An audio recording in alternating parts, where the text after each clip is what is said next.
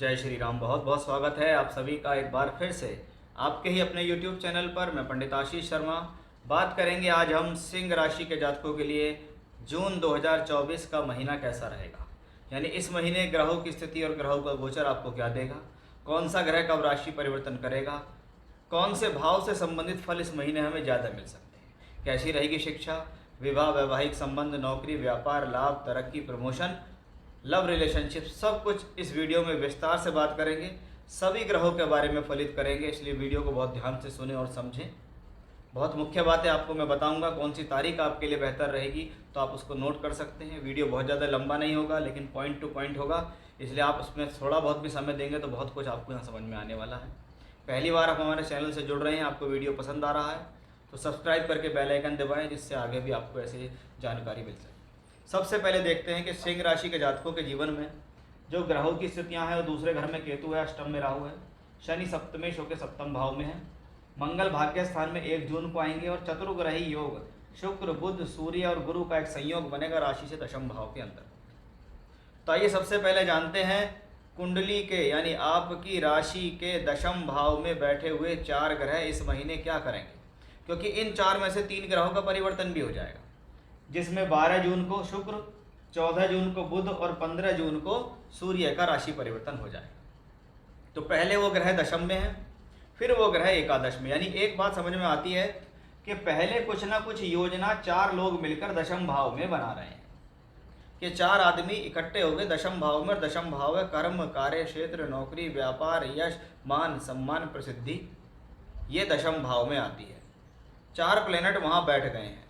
वो चारों प्लेनेट कहीं ना कहीं से धनयोग, राजयोग देने वाले हैं और शुभ ग्रह हैं, यानी कुछ ना कुछ कर्म क्षेत्र के लिए बेहतर सोचने का प्रयास इन 4 प्लेनेट के द्वारा आपके जीवन में चलना शुरू हो चुका है। यानी यहाँ से योजना बननी शुरू हो गई कि भी 10th हाउस में इतने सारे प्लेनेट हैं, यानी कुछ बड़ा और बेहतर कर्म हो सकता है। अब या तो कोई बहुत अच्छा ऑफर आपको मिल रहा है, या आपको कोई नई नौकरी बड़े अच्छे पैकेज के साथ मिलने वाली है, या आपको कोई नया बड़ा काम मिलने वाला है, कोई नई टेंडर, कोई नई ठेकेदारी, कुछ नया काम मिलने वाला है, कुछ नए लोग आपसे जुड़कर कुछ बड़ा करने वाले हैं। ये 10th हाउस में दिखाई दिया, क्योंकि दशम भाव में धनयोग, राजयोग दोनों बनता है।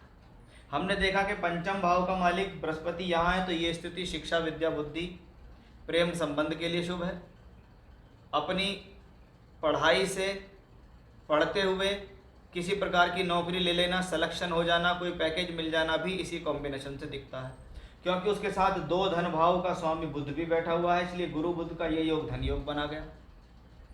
सूर्य राशि का मालिक होकर दशम भाव में, इसलिए ये स्थिति क्या होगी, राज्य सरकार से संबंधित क्रियाकलाप के लिए शुभ है, सरकारी कामों के लिए शुभ है, सरकारी नौकरी से संबंधित स्थितियों के लिए शुभ है, राजनीति के लिए शुभ है। शुक्र दशमेश होकर दशम भाव में मालव योग बनाते हैं, इसलिए सुख संसाधनों में वृद्धि, लग्जरी जीवन का मिलना, कार्य क्षेत्र से आपको कोई सम्मान मिलना, कोई ख्याति मिलना, कहीं घूमने फिरने के लिए टूर ट्रैवलिंग मिल जाना, कोई पैकेज मिल जाना आपको, ये सब कहाँ से आता है, ये 4 प्लैनेटों का दशम भाव में बैठना इस बात को दिखाता है कि महीने की शुरुआत ने ही इस बात को बता दिया कि कुछ बड़ा होने वाला है। अब आप देखिए 12 जून, 14 जून और 15 जून, इनसे 3 प्लैनेट निकलकर एकादश में पहुंच जाएंगे कि ये वो 3 प्लैनेट जिन्होंने 10वें घर में बैठ के योजना बनाई थी कि हम कुछ बड़ा कर्म करेंगे, तो यहाँ से तो होगा बड़ा कर्म की शुरुआत। और जब वो लाभ स्थान में पहुँचेंगे तो आप देखिए बुध अपनी राशि में, शुक्र दशमेश हो गए यहाँ, और सूर्य राशि के मालिक हो गए यहाँ। यानी ये समय क्लियरली इस बात को बता गया कि पहले कर्म फिर लाभ। यानी ये प्लेनेट क्लियरली इस बात को दिखाते हैं कि पूरा जून का महीना एक बड़े और बेहतर कर्म को दिखाता है और एक अच्छे लाभ को दिखाता है।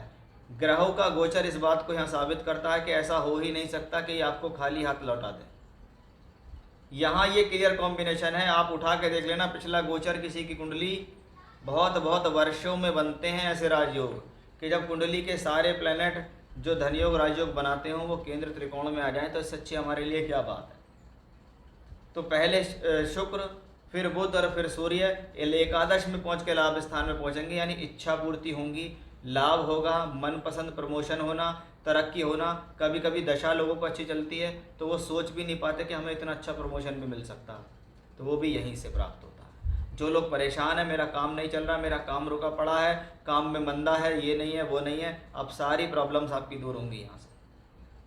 मंगल भाग्येश होके भाग्य स्थान में है और चौथे घर के मालिक भी हैं, यानी मंगल ग्रह अकेला भाग्य का फल देगा, घर परिवार का सहयोग दिलाएगा, हायर एजुकेशन के लिए अच्छा हो जाएगा, बिजनेस के लिए अच्छा हो जाएगा, बाहर की यात्रा करना चाह रहे हैं नौकरी व्यापार के लिए, उसके लिए शुभ है, तो भूमि जमीन जायदाद प्रॉपर्टी के लिए भी शुभ है।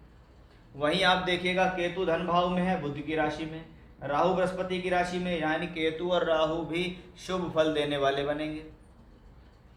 और सप्तमें शनि सप्तम में है, मैं हमेशा से 10वें घर से 10वां भाव मानता हूँ सप्तम भाव को। अब सप्तम में तो विवाह वैवाहिक संबंधों को स्थिरता से बनाए रखेगा, क्योंकि उस दौरान सूर्य भी ठीक है, शुक्र भी ठीक है, गुरु और बुध ठीक है, तो इस दौरान विवाह के संबंध बनने की स्थितियाँ अच्छी रहेंगी, इस दौरान विवाह की स्थितियाँ बेहतर रहेंगी, इस दौरान विवाह की संपन्नता दिखाई देगी, आपको कोई वर वधू मिल सकता है।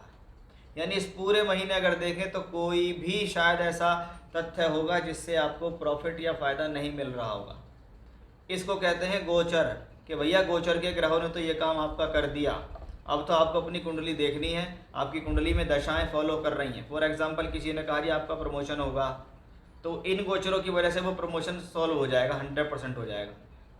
कोई लोग थोड़ी बहुत कुंडली देखने जानते हैं, वो कहते हैं जी मुझे तो दशा अच्छी चल रही है, तो गोचर भी अच्छा आ गया तो भी आपका काम हो जाएगा। यानी गोचर का काम है आपके कार्य में श्योरिटी देना।